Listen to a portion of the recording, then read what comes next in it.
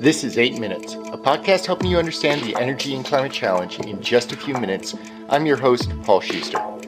Around 75% of the energy that we use goes into heating, lighting, and cooling our buildings, which means our building stock is a big source of emissions.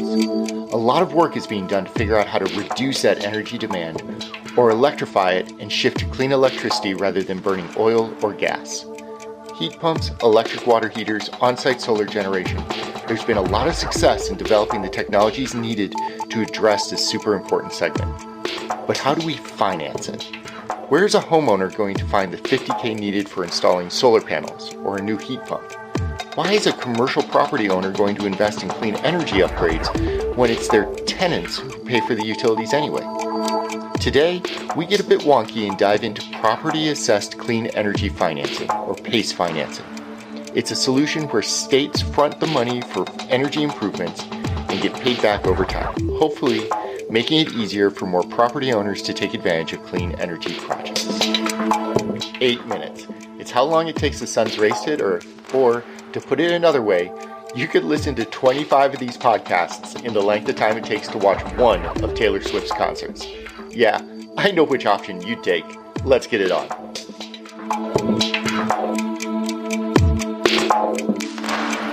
Financing the energy transition is tricky. On the one hand, shifting to more efficient, cleaner options can save a lot of money over the longer term. A heat pump, for example, is around 3 times more efficient than a gas furnace and can end up reducing energy expenses by 30 to 50%. It can repay itself in just a few years. But you still need to come up with the money to initially pay and install the asset in the first place. Not everyone has extra cash to invest into these systems. Instead, more often than not, we wait until our HVAC unit breaks, panic a bit at the lack of comfort we're suddenly experiencing, and end up buying another, cheaper HVAC system rather than upgrade to the heat pump. It's a similar story for solar, for battery storage, electric water heaters. One of the big obstacles is upfront capital. Property-assessed clean energy financing aims to tackle that. PACE financing is a mechanism where the state government steps in to provide the upfront capital needed for the clean energy program. In return, the property ends up paying the state back over a 20-ish year period. The idea is that the savings generated from the project are such that the payment obligations can be handled due to lower operating costs. As of the end of 2022, 38 states and DC had some form of PACE-enabled financing available. The vast majority of those are only commercial PACE programs or CPACE programs. But 3 states, California, Missouri, and Florida, have actually expanded their programs to the residential sector as well, which means that homeowners can use the state as a lending agency to finance their new solar panels or electrification upgrades. So how does PACE work? PACE financing is legislated at the state level, which means that 38 states have 38 different ways of coordinating their own program. But the generalities are the same. For one thing, PACE financing is limited to the following types of upgrades: energy efficiency, resiliency, water conservation, and renewable energy installs. And PACE will only finance permanent projects, so light bulbs or refrigerators or anything that can be moved typically is not covered in the package. That's because the financing is based on the property value, not on the ownership. See, PACE is an assessment on the property. It's like an extra tax that you pay each year to reimburse the state for borrowing the money in the first place. And if you sell the property, that tax lien travels with the building to the new owner, ensuring that the state eventually gets fully paid back. That has some advantages and disadvantages. For one thing, it removes credit risk from the equation.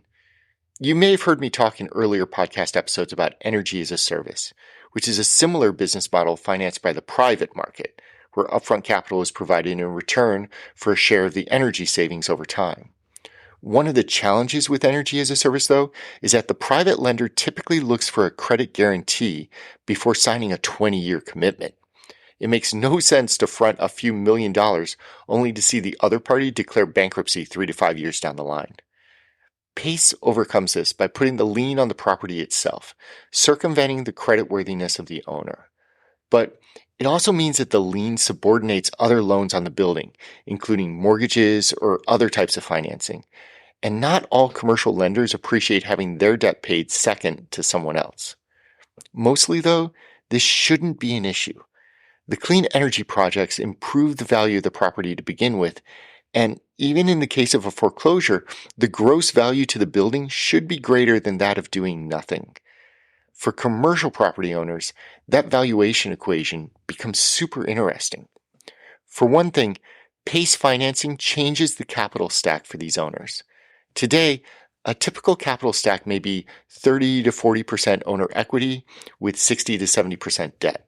Similar to home ownership, where you're required to put 20% down before mortgaging the rest. With CPACE financing included into the stack, the debt portion stays the same at around 60 to 70%, but the CPACE portion now may take up around 15%, and the amount of upfront equity required is reduced to 15 to 25%, and the commercial owner effectively uses the CPACE financing to lever up their position. And since the value of the property increases because it's using less energy and thus saving costs, well, the property has automatically become more valuable to the owner than it was before. The mechanics of CPACE financing aren't overly complicated either. A property owner works with an energy service provider to identify the projects to be done. The provider installs the equipment and conducts the work. The owner pays for those improvements through their taxes to the state government, who in turn pays the energy services provider who capitalized the project in the first place. Now, not every state is the same when it comes to these programs. As mentioned before, only California, Missouri, and Florida have rolled these out to their residential homeowners, and even CPACE differs between states.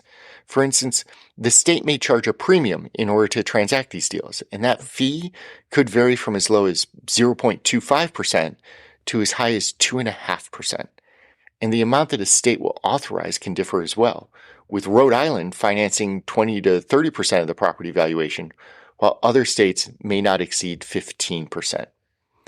The point is that PACE and CPACE financing should be considered as a valuable tool for investors, property owners, and energy service providers to think about. But it takes understanding the local regulations and nuances to determine how these programs fit within your own strategy. Companies such as Counterpoint SRE, PACE Equity, and others are great resources to help determine the right path forward. Whether it's public financing mechanisms such as PACE or private structures like Energy as a Service, there are growing options to help capitalize building energy improvements. I'm Paul Schuster, and this has been your 8 Minutes.